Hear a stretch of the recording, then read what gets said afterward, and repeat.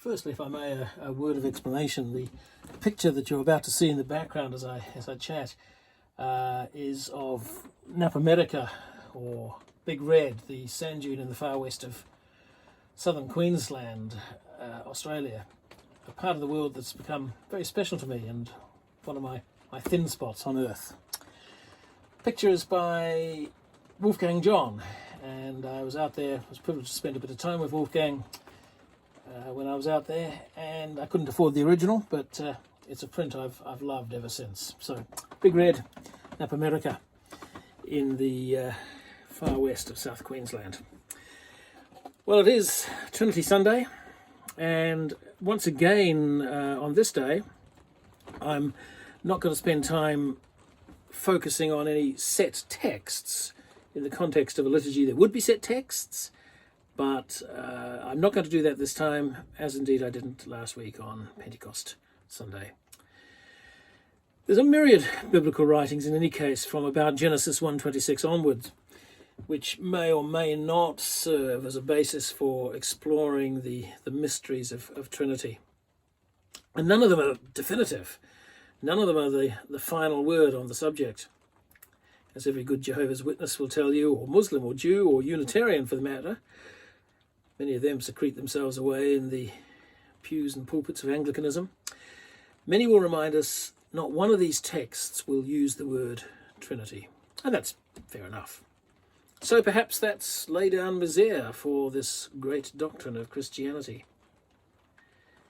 Maybe it's some sort of antiquated baloney drawn up by a bunch of bishops in the 3rd and 4th centuries as they were self-aggrandizing and scheming for political reasons. And I believe that bishops can do that. And yet, I don't think this was just all about 3rd and 4th century politics. Like many of the doctrines that the clever theologians like to ditch, like the resurrection and the dual nature of Christ, the doctrine of the Trinity is scratching to find words for something beyond the limitations of your mind or my mind, or even Albert Einstein's mind, far beyond the imaginings of the greatest poetic minds as well, though perhaps they come closest. What no eye has seen, nor ear heard, nor the human heart conceived, what God has prepared for those who love God. That's something about what we're on about in the language of the Trinity. Paul, who I suspect was no slouch academically, though of course not as bright as the clever theologians and clergy, Paul addressed those famous words to the clever theologians of his day, to the destroyers of the witness of the Corinthian church. I think he was onto something. Does an ant comprehend the complexity of the Alpine fault? Do I understand the complications of God? I feel God, I worship God. On good days I read and study a bit about God. But understand God? Comprehend God? I don't think so. In my writings over the Holy Week and Easter period, I've noted numerous occasions when biblical authors are striving to find words to express their Trinitarian experience of God.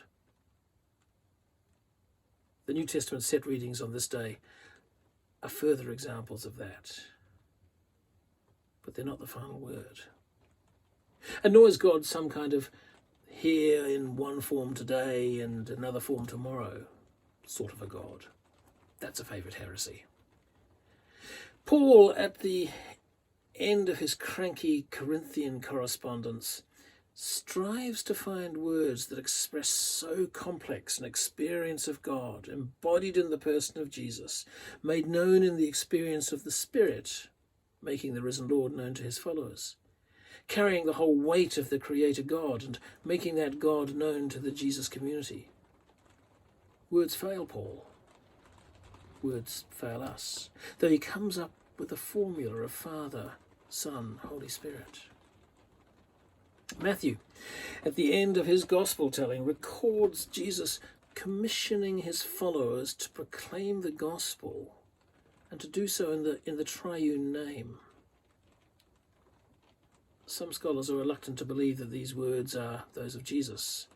Of course, the clever scholars who get rid of the resurrection altogether, they have to emphasize that these are Matthew's words. But if we disregard for a moment the scholars who dismiss the resurrection period altogether, that still means Matthew was drawing on this kind of formula within a few years of the first Easter. And that usage by Matthew had to resonate with the experience of those to whom he was writing. Father, Son, Spirit, experienced in worship and in fellowship.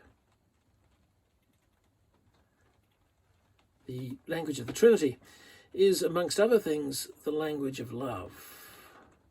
We attach words beyond truth to those we love. We attach words beyond quantity to those we love. Every day my Facebook feed assures me that someone's daughter, someone's mum, partner is simply the best, most beautiful, most loving person and the most loved person in the world. If a little girl asks their dad if they're the most beautiful girl in the world, ignoring for a moment whether the stereotypes that produce that question are fair, then he is unlikely to reply either by saying, well, beauty is a social construct, you see, and you must jettison this concept, or by saying, oh, no, darling, but according to my quantifiable assessment, you are the 17,674,322nd current most beautiful girl in the world. The language of Trinity is the language of love. And it's the language of poetry too. Had Elizabeth Barrett Browning written, "How do I love thee?" and then answered her hypothetical question with an assessment of her libidinal urges and her sociological paradigms, her poem may not have been so popular. So the language of the Trinity is the language of love, and it's the language of poetry.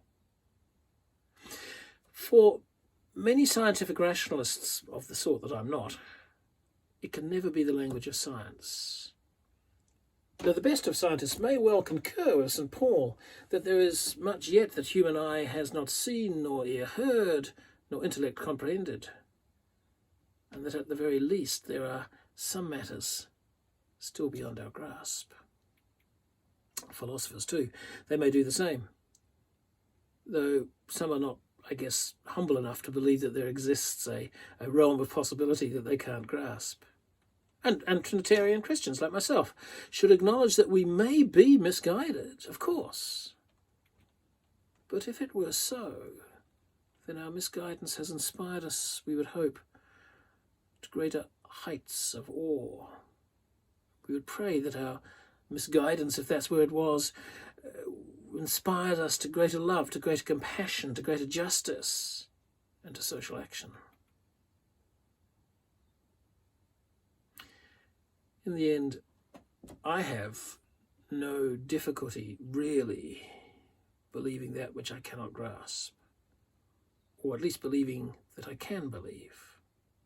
I happen to believe that there's a day beyond our sight when we'll join with atheists and agnostics and Buddhists and Jews and Muslims and traditional religionists and all, even clever theologians, and whisper in awe, "Oh, wait, so that's it."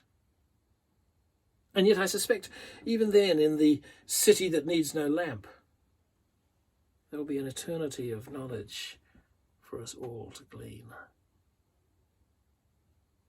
The Lord be with you.